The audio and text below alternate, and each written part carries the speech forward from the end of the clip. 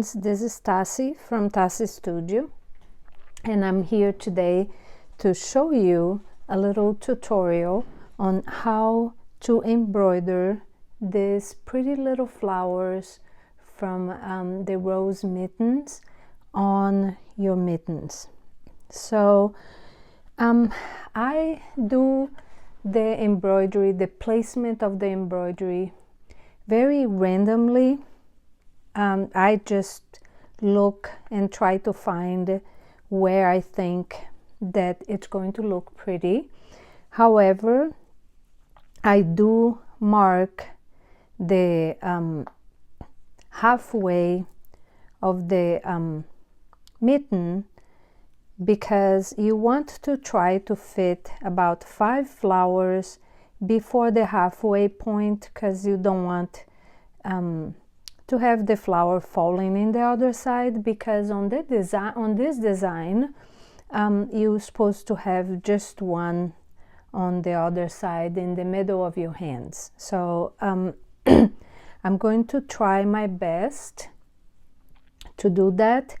If you don't often embroider, and if you feel a little bit not 100% sure where you should place, and what I do is I mark, if I want to mark where I'm going to have it, I usually try to envision where the middle of the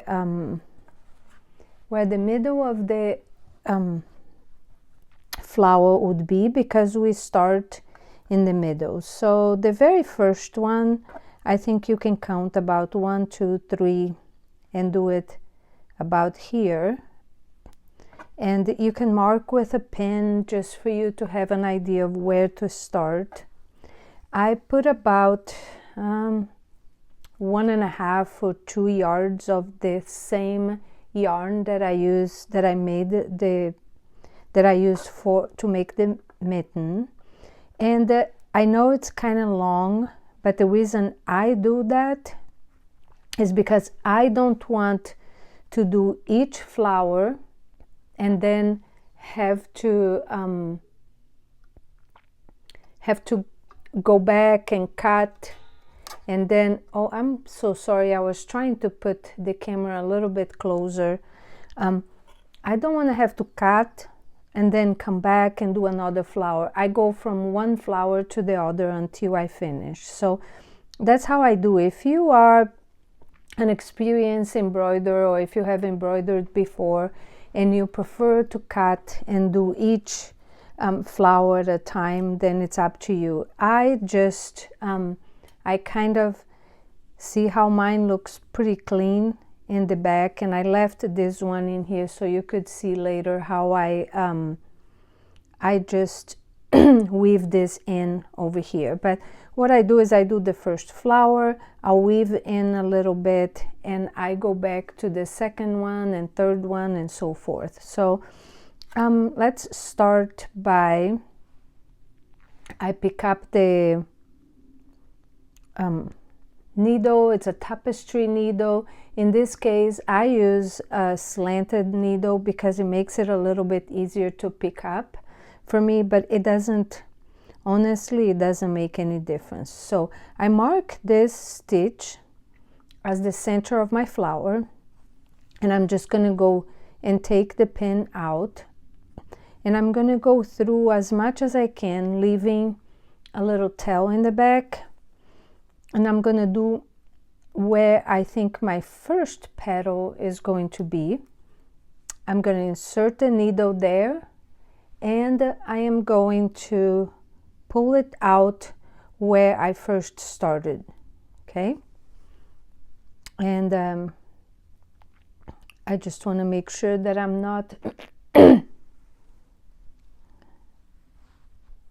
well, I'm gonna have to start again because I pulled too much. So and you can hold this with your finger just so it doesn't do what mine just did, and I go in like in the direction that you want, and you want to make 5 petals. On the first one, I pull the yarn not too tight, and then I bring it to the back and I make two knots just to hold the yarn there, so this way the yarn doesn't keep sliding out. Okay, then I go back to the center and I am going to do the same thing 3 times for each petal. So this way you can actually see, and I leave it a little bit loose so you can see when I do it this next time, you can see that I'm pulling it and I leave it a little bit loose. See, my first one ended up a little bit too tight, I think, but it's okay. You can just put the next one almost like over the first one and then leave it a little bit puffy, so you can have this effect of the puffy flowers. Okay, so then I did 3 in here, so I think that the next placement should be around here, and you usually go about 4 stitches or 3 stitches. It depends on how big you want your flower to be, and then you just do the same thing and 2 petals, and then I have to re-thread my needle because I lost the thread, and then I'm gonna do the third one, and I'm pretty happy with this here. Then now I'm gonna do the third one about here, and see I did about 3 stitches in there in that one because it's really close to the, this one is really close to the edge because it's the first flower. So then I leave a little bit loose, then I'm gonna go back and do the second. Oops. And I usually try, if it's kind of like this, I don't know if you can see that it kind of crossed, so I try to pull it, and now see, I think that it kind of needs to be over there in the middle. So I try to position the yarn where I think that it's going to look the best for the flower. So now I'm gonna go do the 4th one, which I just do this to see where I think. So I think that if I do it right there, it's gonna look pretty good. If you want to be exact, you can always use one of those I'm sorry, I keep on moving my hand. You can always use one of those heat pens that you can use your hair dryer later and mark exactly where you think you want the petals to be. But I really think that the more like not precise you do, the more natural the flower looks, I think. So if you try to do too precise, it might just feel like it's unnatural, you know what I mean? So here is, I just chose the last placement, and the very last petal, you don't pull it back in the middle, you just leave it right there. And what I do is now I go choose my second placement, which if you look at this one here, you will see that the second one is a little bit higher. So I think that if the second one starts about here, it would look pretty good. So I mark that so I can see where I need to be. Then I start weaving my yarn, but on the very first one I do a little loop so it doesn't come out on the other side, and I just weave this in and weave it up, and this is about, I can see, I don't know if you can see, but I can see the mark from my see right about there, and that's where I'm gonna come up with my needle. That's gonna be the middle of my flower, and I'm gonna start from the top this time, and I'm just going to do the same process and do the same thing.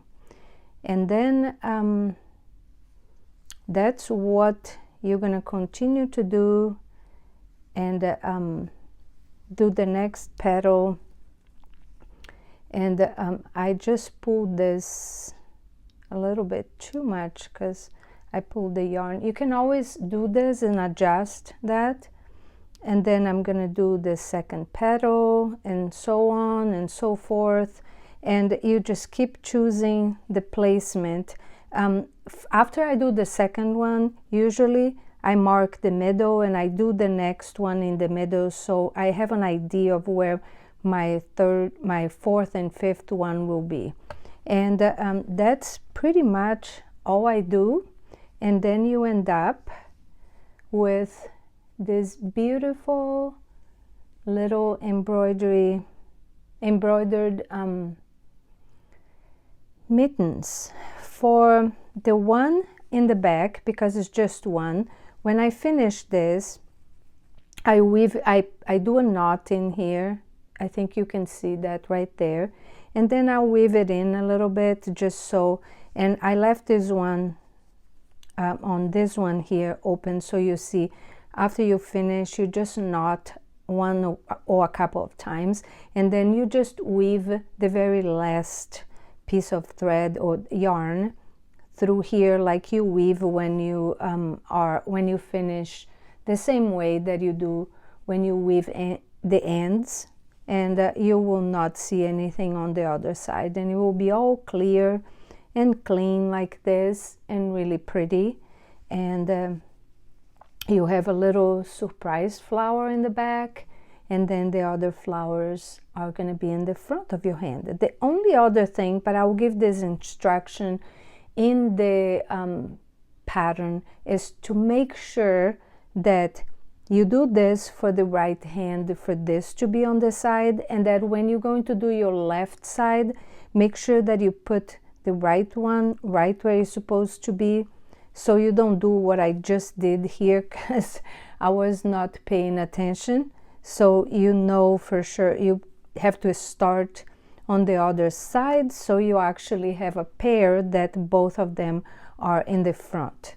When I started this, I was just mimicking this one, and I was just thinking about the embroidery, so I will probably have to undo this, because in here you're supposed to just have that little one on the bottom of your hand, because it has just one little flower.